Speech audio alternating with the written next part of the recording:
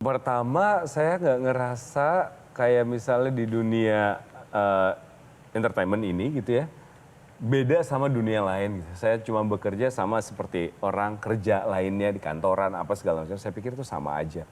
Anak-anak tuh hampir kebersamaannya itu nggak pernah, hampir kayak ini anak-anak cuma sendiri doang, saya sama istri nggak ada di sekitaran dia. Semuanya itu ada pengawasan apa yang dia tonton, apa yang dia main game, semuanya itu pengawasan, ada kitanya selalu ada di sekitaran. Kalau misalnya gimana cara menjaga, sebetulnya ya saya bukan ahlinya gitu, tapi kalau saya sama Sabay sendiri, ya pada umurnya nanti mereka akan tahu sendiri. Kayak kenapa saya udah ngomong pornografi, anak saya kelas 4 SD. Saya dulu tahu pornografi itu dulu, saya lupa 6 SD atau 1 SMP. Dengan era sekarang, saya rasa anak saya akan lebih cepat dapat pornografi nantinya. Entah dari mana ya, aksesnya akan lebih cepat. Pilihannya adalah, dia nanti akan dapat pornografi itu, akan ngobrol ke saya atau tidak. Tapi sekarang tuh saya kemarin udah sering baca-baca, nanya-nanya ke orang yang lebih paham. Kita udah ngomong yang mana di meja makan untuk perkenalan. Pornografi diciptakan memang untuk merusak otak laki-laki. Itu laki-laki sekali tujuannya, untuk laki-laki banget. Di mana perempuan objek, nantinya dari situ kamu akan ketagihan. Ketagihannya adalah mulai deh, kamu nggak semangat, kamu sekarang suka basket, nanti basket kamu jadinya nggak terlalu into lagi ke basket. Kamu lebih suka menyendiri, kamu lebih langsung ke kecanduan. Itu kayak kecanduan gitu loh nak. Tapi kalau nanti saatnya kamu ketemu pornografi, ngomong ya, Baba nggak akan marah, kita obrolin aja. Kita obrolin aja, Baba cuma nggak pengen jadinya rusak gitu nak kamunya, jadinya kayak misalnya horor, banyak orang takut sama film horor kan, kayak saya selalu bilang kayak gitu, karena kan kamu tahu sendiri horornya setannya bohong-bohongan, di make up. Baba pernah syuting horor, kadang-kadang makan siang Baba makan sama pocongnya bareng sebelahan, ya itu kan di-create buat orang takut, padahal aslinya nggak gitu. Nah sama pornografi juga kayak gitu, tapi nanti kalau kamu udah ready, entah kamu dapetinnya di mana, Mbak Basi nggak akan marah ya, kita ngobrol. Terbuka lah. Saya melihat sebenarnya dua pasangan ini bisa beli rumah lebih besar. Aduh, nggak bisa. Tapi kemudian karena tadi dia bilang lebih bisa mengontrol anak, lebih bisa melihat anak. Lalu Mars atau Bjorka yang bilang bahwa rumah saya kecil, tapi yang penting bahagia.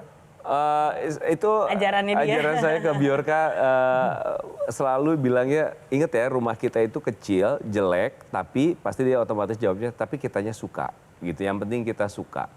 Karena dulu itu Bjorka pernah komen ke salah satu teman, namanya juga masih kecil ya, umur 2 tahun atau polos gitu. Terus dia ngeliat, itu rumah kecil banget ya. Bukan berarti rumah kecil tapi dalamnya bisa happy banget loh. Rumah kita emang kamu pikir gede, rumah kita tuh kecil banget. Tapi Baba suka banget loh di situ, enak banget loh di situ.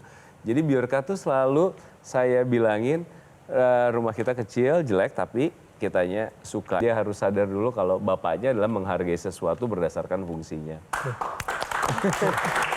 Saya tuh cuma pengen tahu sesuatu, jangan sampai apapun pilihan hidup mereka nantinya, kerja atau apa, saya selalu bilang sama dia, jangan sampai anak kita jadi anak yang serakah ya, sesimpel itu aja. Kerja, saya nggak penting dia nantinya mau kaya mau enggak, itu udah ada jalannya masing-masing, tapi caranya seperti apa, jangan sampai anak saya jadi anak yang serakah. Serakah dalam arti pengen ngumpulin harta yang berlebihan, entah didapatkannya bagaimana, tidak pernah ngerasa cukup, jangan sampai anak kita jadi anak yang serakah, itu saya maunya itu sih. Menarik ya, nilai-nilai kehidupan yang itu penting untuk masa depan. Nah sekarang kita mau masuk nih, seorang Ringo dan Kak Sabay sampai di titik ini menjadi seorang kepala keluarga, mendapatkan hal-hal yang terbaik di titik ini pasti didukung dengan karir yang baik juga dong sejauh ini, ya kan? Karir Kak Ringo yang benar-benar paling mendukung dan berdampak pada kehidupan sampai titik ini tuh ketika menjadi apa? Aktor kah, penyiar kah, atau apa? Kebetulan jadi penyiar, jadi aktor itu bukan sesuatu yang dicita-citakan, ngalir gitu aja. Tapi memang setelah menikah, kok tiba-tiba saya yakin bukan karena usaha, tapi memang karena ada berkah ketika menikah. Saya menikah dengan orang yang tepat, punya keluarga yang sangat ambisi saya tiba-tiba dihilangin gitu. Saya cuma pengen ngumpul aja terus. Karena dulu waktu muda ketika saya punya ambisi, segimanapun kerja keras saya, kurang tidur, kerja sampai pagi, yang saya dapetin kayaknya kurang aja ya. Selalu keinginannya tuh lebih. Nggak pernah cukup. Nggak pernah cukup, selalu keinginannya ada yang saya pengen. Tapi ketika menikah saya ngerasa yang saya lakukan itu jauh lebih santai, tidak sekeras itu kerjanya, tapi dapatnya adalah sesuatu yang bahkan tidak saya inginkan saya dapatkan gitu loh. Kebahagiaan batin. Nggak cuma batin, semuanya Karena liburan. nggak ada ekspektasi yang tinggi, Iya. jadi ketika malah mendapatkan itu malah Hah? wow banget gitu. Kalau Kak Sabai sendiri nanti akan punya rencana balik lagi nggak ke dunia entertainment? Sejauh ini enggak sih, nggak ada rencana. Nggak, tapi sekarang ya untuk saat ini karena aku sangat